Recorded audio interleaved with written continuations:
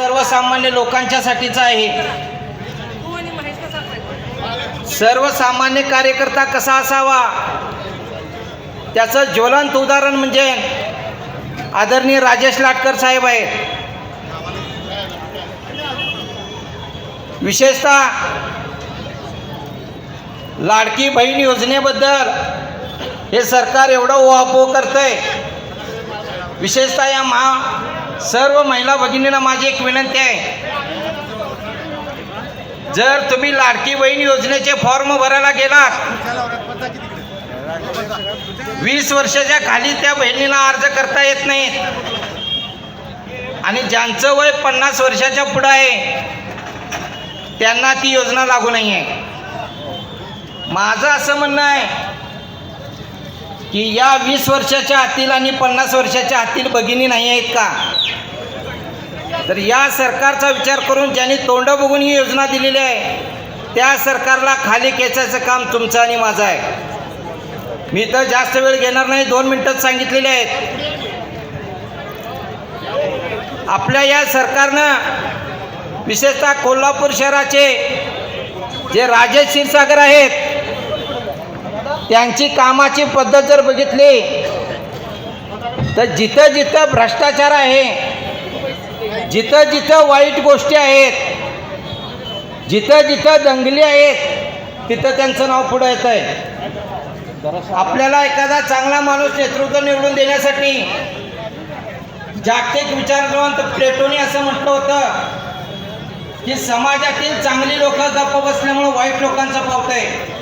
तुम्ही या राजारामपुरीचे सर्व सुशिक्षित मतदार आहे, तर सर्व सुशिक्षित लोकांनी जागरूकतेने मतदान करून वाईट लोकांना घरात बसूया एवढं तुम्ही काम करावं. दुसरा शेवटचा महत्त्वाचा माझा मुद्दा की सेनापती बापटने असं म्हटलं तर आपला सर्वसामान्य कुटुंबातली आपण मंडळी आहोत, अनेक जण कामगार आहेत. मगाशी सांगितलं राजारामपुरी काय फार श्रीमंताची नाही, ती मध्यमवर्गीय कुटुंबातली आहे. सेनापती बापटने असं म्हटलं होतं की कामगार आहे मी, तळपती तलवार आहे. कामगार आहे मी, तळपती तलवार आहे. सारस्वतानो थोडासा गुन्हा करणार आहे. सारस्वतानो थोडासा गुन्हा करणार आहे. एकटाच आलो नाही, युगाची ही साथ आहे. एकटाच आलो नाही, युगाची ही साथ आहे. सावध असा, तुफानाची खरी सुरुवात आहे. प्रेशर कुकरचे तुफान येणार आणि त्या तुफानाची ही खरी सुरुवात आहे.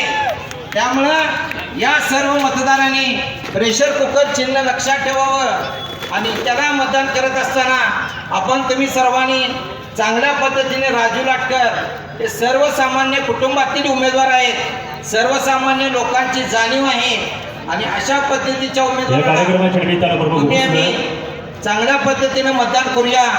आणि एका शाहिरानं राष्ट्रीय काँग्रेस महिला अध्यक्ष अलका लांबा आपलंही आपल्या ऐतिहासिक अशा करवीर नगरीमध्ये आम्ही सहर्ष स्वागत केलं. एकदा जोरदार टाळ्या त्यांचं आपण आपल्या करवीर नगरीमध्ये सहर्ष स्वागत करूया. धन्यवाद. यानंतर एका शेवटचा माझा मुद्दा असा आहे, एका शाहिरानं असं म्हटलं होतं, सिर्फ हंगामा खड़ा करना मेरा मकसद नहीं, सिर्फ हंगामा खड़ा करना मेरा मकसद नहीं, मेरी कोशिश है कि सूरत बदलनी चाहिए. मेरे सीने में नहीं तो तेरे सीने में सही हो कहीं भी आग, लेकिन आग लगनी चाहिए, आग लगनी चाहिए. तुम्ही प्रेशर कुकरला मतदान द्यावं अशी मी ब्लॅक पॅन्थर पक्षाच्या वतीनं जाहीर पाटील देऊन माझं मनोगत थांबवतोय. जय भीम, जय भारत. धन्यवाद.